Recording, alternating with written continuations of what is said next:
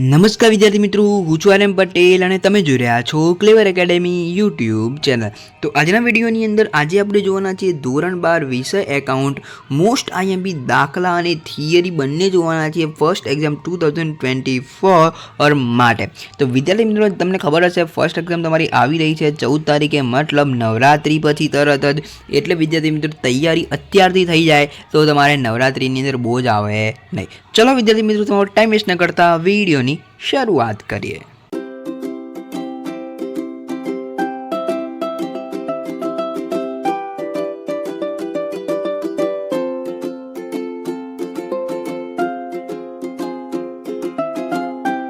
તો વિદ્યાર્થી મિત્રો, વિડીયોની શરૂઆત કરું એના પહેલાં હું તમને કીધું ચેનલ સબસ્ક્રાઈબ કરી દેજો, કારણ કે આવી જ તમને બોર્ડની એક્ઝામ સુધી તમને પ્રિપરેશન ટિપ્સ મળશે, આઈએમપી મળશે, બ્લુ પ્રિન્ટ મળશે, બધું જ મળશે. ખાલી વિડીયોને લાઈક, ચેનલને સબસ્ક્રાઈબ કરી દેજો.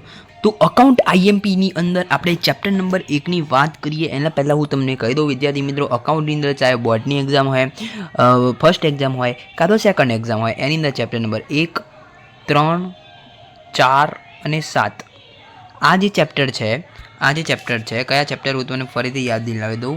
ચેપ્ટર નંબર 1, 3, 4 અને 7 આ જે ચેપ્ટર છે, આ ચેપ્ટરની અંદર એક પણ માર્ક્સ કપાવવો જોઈએ નહીં એવી તમારે તૈયારી કરવાની છે. ચાહે બીજું હોય, પાંચમું હોય કાં તો છઠ્ઠું હોય, આ 3 ચેપ્ટરની અંદર ખાલી તમે એન્ટ્રી કરશો, હવાલાની એન્ટ્રી કરશો. ખાલી એમનેમ નોર્મલ વેચાણ છે, માઇનસ વેચાણ પરત, ખરીદી માઇનસ ખરીદ પરત, એવી બધી મજૂરી છે, એવી બધી એ એન્ટ્રીઓ કરશો તો ચાલશે, પણ આની અંદર તમારે પૂરેપૂરા માર્ક્સ મેળવવાના છે. આ ચેપ્ટર છે.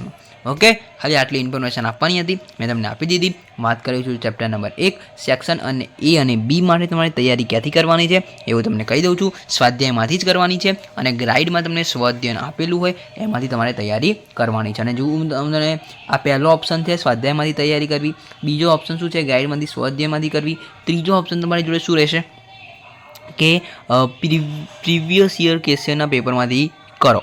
બરાબર છે. 3 ઓપ્શન તમારી રહેશે સેક્શન એ બીની તૈયારી કરવા માટે. વાત કરીએ વિદ્યાર્થી મિત્રો થિયરી માટે ચેપ્ટર નંબર 1માંથી શું પૂછાઈ શકે, ચાહે वो સેક્શન બી હોય કાં તો સેક્શન સી હોય કાં તો સેક્શન ડી હોય. તો ભાગીદાર એટલે શું, એક આ પૂછાઈ શકે. ભાગીદારી એટલે શું પૂછાઈ શકે, ભાગીદારીના લક્ષણો જણાવો અને નફા નુકસાન ફાળવણી ખાતા વિશે નોંધ લખો. આ 4 પ્રશ્નો પૂછાઈ શકે છે ચેપ્ટર નંબર 1માંથી. વાત કરીએ વિદ્યાર્થી મિત્રો ચેપ્ટર નંબર 1 દાખલાની, તો દાખલાની અંદર ક્વેશ્ચન નંબર 3માં 11 દાખલા છે. બરાબર, એ તમારે ક્વેશ્ચન નંબર જે 3 જે છે એની અંદર તમારે 11 દાખલા છે. બરાબર, એ દાખલા તમારે તૈયાર કરી દેવાના છે. બરાબર, 11 દાખલા. જો તમે એ દાખલા કરી નથી શકતા તો ખાલી ક્વેશ્ચન નંબર 8, 9 અને 10 તૈયાર કરી દેજો. બરાબર છે. શું મારા વાલા વિદ્યાર્થી મિત્રો, ક્વેશ્ચન નંબર 3માં 11 દાખલા તમારે રેડી કરવાના છે. બરાબર છે. આ કરી દીધા તો તમારા બધા જ કોન્સેપ્ટ ક્લિયર થઈ જશે.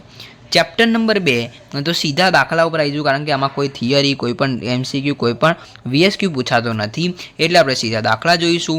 દાખલાની અંદર સ્વાધ્યાયમાં ક્વેશ્ચન નંબર 8, 9, 11, 14, 15, 16 આટલા મોસ્ટ ટાઈમ બી રહેશે. અને ઉદાહરણની અંદર બીજો, ચોથો, પાંચમો અને 7મો જોઈ લેજો વિદ્યાર્થી મિત્રો, સ્ક્રીનશોટ લઈ લેજો. હવે વિદ્યાર્થી મિત્રો આપણે વાત કરીશું ચેપ્ટર નંબર 3ની. તમને ખબર જ છે સેક્શન એ અને બીની તૈયારી આપણે સ્વાધ્યાયમાંથી કરીશું અને ગ્રાઇડમાંથી સ્વાધ્યાય, અને ત્રીજો ઓપ્શન મેં તમને બતાવ્યો તો PYQ.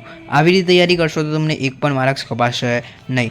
વાત કરીએ અહીંયા ચેપ્ટર નંબર 3 થિયરી માટે, તો થિયરીની અંદર એક જ પ્રશ્ન બોર્ડની અંદર પૂછાતો હોય છે, કદાચ પૂછાઈ શકે એવો પ્રશ્ન છે. એ છે પાઘડીનો અર્થ આપી તેની મૂલ્યાંકનને અસર કરતા પરિબળો સમજાવો.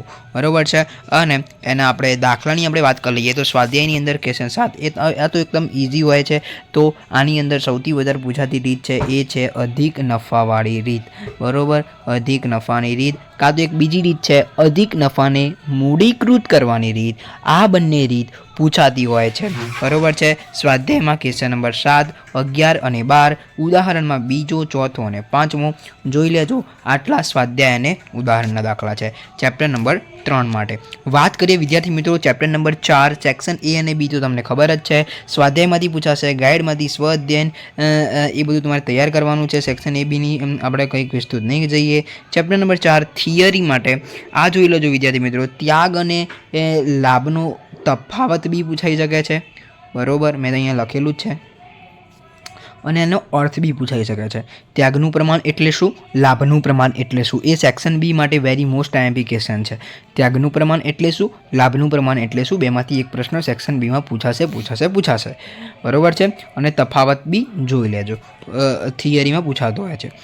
વાત કરીએ દાખલા માટે, દાખલાની અંદર આમાં તો કંઈ છે ને વિદ્યાર્થી મિત્રો, ત્યાગનું સૂત્ર લગાવવાનું, અહીંયા જૂનું પ્રમાણ માઇનસ નવું પ્રમાણ, જૂનું માઇનસ નવું, બરાબર, અને લાભનું સૂત્ર લગાવવાનું, નવું માઇનસ જૂનું, બરાબર. બસ એના દાખલા છે ત્યાગના અને લાભના. ક્વેશ્ચન 5, 6, 8 અને 12. આમાં કોઈ મોટા દાખલા કરવાની જરૂર છે નહીં. જે તમને અહીંયા ધારો કે જૂનું પ્રમાણ આપેલું હોય, ધારો કે આવી રીતે આપેલું હોય 5:3:2, બરાબર, તો 6, 7, 8, 9, 10, તો 5/10, બરાબર, માઇનસ આપણો બીજો ભાગીદાર કયો છે, 3/10. આવી રીતે કરવાનું રહેશે, બરાબર. તમે આઈ હોપ કે તમે સમજી ગયા હશો. વાત કરીશું ચેપ્ટર નંબર 5 એટલે કે પ્રવેશની અંદરની વાત કરી દઈએ તો સેક્શન A B તમને ખબર છે, સ્વાધ્યાયમાંથી આવશે, PYQમાંથી આવશે અને ગાઈડમાંથી, સ્વાધ્યાયમાંથી તમે કરી શકો છો. અને યુટ્યુબમાં તમે સર્ચ કરશો તો તમને સ્વાધ્યાયનું બી સોલ્યુશન મળી જશે, બરાબર. તો હવે આપણે વાત કરીએ દાખલા. તો ચેપ્ટર નંબર 5ની અંદર પ્રવેશની અંદર દાખલાની આપણે વાત કરી લઈએ તો ક્વેશ્ચન 8, 11, 13, 16, 18 આટલા ક્વેશ્ચન તમારા વેરી મોસ્ટ ટાઈમ બી થઈ જશે. તો વિદ્યાર્થી મિત્રો તમને જો ચેપ્ટર નંબર 2, 5 અને 6માં તકલીફ પડતી હોય તો એને અત્યારે હાલ માટે કરી દો સ્કીપ. પહેલાં તૈયાર કડકડાકટ કરી નાખો ચેપ્ટર નંબર 1, 3, 4 અને 7. આ 4 ચેપ્ટરને કમ્પ્લીટ કડકડાકટ કરી નાખો, બરાબર. એમાંથી એક પણ માર્ક્સ ના જાય એવી તૈયારી કરી નાખો. અને પછી તમારે ચેપ્ટર નંબર 2, 5 અને 6 આમાં ખાલી એન્ટ્રી કરતાં શીખી જવાનું છે. ચેપ્ટર નંબર 5 અને 6 પ્રવેશ અને નિવૃત્તિમાં ખાલી તમારે એન્ટ્રી કરતાં શીખી જાઓ તો એની અંદર તમારા 4 માર્ક્સ ક્યાંય નહીં જાય બંને દાખલાની અંદર. અને ચેપ્ટર નંબર 2ની અંદર એન્ટ્રી કરતાં શીખી ગયા તો 6 થી 8 માર્ક્સ ક્યાંય નહીં જાય, બરાબર. એટલે અહીંયાથી ક્વેશ્ચન નંબર 8, 11, 13, 16 અને 18, બરાબર. હવે વાત કરીશું ચેપ્ટર નંબર 6. ચેપ્ટર નંબર 6ની અંદર સેક્શન નંબર A Bની તૈયારી સ્વાધ્યાયમાંથી અને ગ્રાઇડમાંથી સ્વાધ્યાયન, અને ત્રીજો ઓપ્શન તમારો રહેશે PYQ, બરાબર. તો એ તો તમને ખબર જ છે. વાત કરીએ અહીંયા દાખલા, તો સ્વાધ્યાયની અંદર ક્વેશ્ચન 5, 6, 7, 9, 10, 13 અને 14. તો આની અંદર જો પ્રવેશ આવડી જશે તો એની જોડે જ નિવૃત્તિ થઈ જશે, બરાબર છે. ખાલી એની અંદર જે ભાગીદાર નિવૃત્ત થાય છે એનું ખાતું પહેલાં તમારે ક્લોઝ કરવું પડશે અને પાછી બાકી બીજા બધા ભાગીદારના ખાતા ક્લોઝ કરવા પડશે. એટલે ખાલી આ એક જ ફરક છે, બીજો કોઈ ફરક છે નહીં. એટલે આ દાખલા મોસ્ટ ટાઈમ બી થઈ જશે. 5મો, 6મો, 7મો, 9મો, 10મો, 13મો અને 14મો. આમાં બી એવી જ રીતે જો તમે ખાલી એન્ટ્રી કરતાં શીખી કે તો તમારા 4 માર્ક્સ ક્યાંય જાય નહીં, બરાબર છે.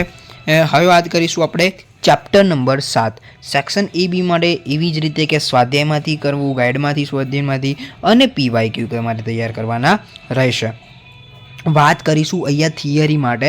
તો થિયરીની વાત કરી લઈએ તો ક્વેશ્ચન 3માં ત્રીજો, ચોથો, ક્વેશ્ચન 4માં પહેલો, ચોથો, ભાગીદારી અને ભાગીદારી પેઢી વચ્ચેનો તફાવત. આમાંથી બહુ બધું પૂછાતી હોય છે થિયરી, બરાબર છે. તો માલ મિલકત પ્રથમ અને બીજી વચ્ચેનો તફાવત જણાવો.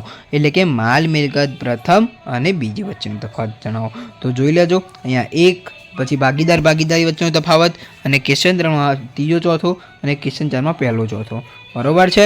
તો આ થઈ ગઈ તમારી થિયરી. હવે વાત કરીશું દાખલાની અંદર બી આમાં એકદમ ઇઝી જ છે. દેખો સ્વાધ્યાયમાં ક્વેશ્ચન નંબર 4માં 7મો, ક્વેશ્ચન 5 અને ક્વેશ્ચન 6 આટલા તમારે કરવાના. ક્વેશ્ચન 5માં 10-12 દાખલા હશે, ક્વેશ્ચન 6માં 10-12 દાખલા હશે અને ક્વેશ્ચન 4માં 7મો. આટલા દાખલા તમે કરી લીધા તો આઈ હોપ કે તમારું ચેપ્ટર નંબર 7નો કોન્સેપ્ટ ક્લિયર થઈ જશે. ઓકે, તો વિદ્યાર્થી મિત્રો આ થઈ જશે આપણા આઈએમબી ફર્સ્ટ એક્ઝામના બસ આટલો સિલેબસ છે. એ વિડીયો સારો લાગે તો વિડીયોને લાઇક કરજો, ચેનલની અંદર ન હોય તો સબસ્ક્રાઈબ કરજો. જલ્દીથી આપણે બીજા બધા વિષયના બી આઈએમબી લઈને આવી જઈશું. મળીશું નેક્સ્ટ વિડીયોમાં. ત્યાં સુધી good bye, take care, all the best.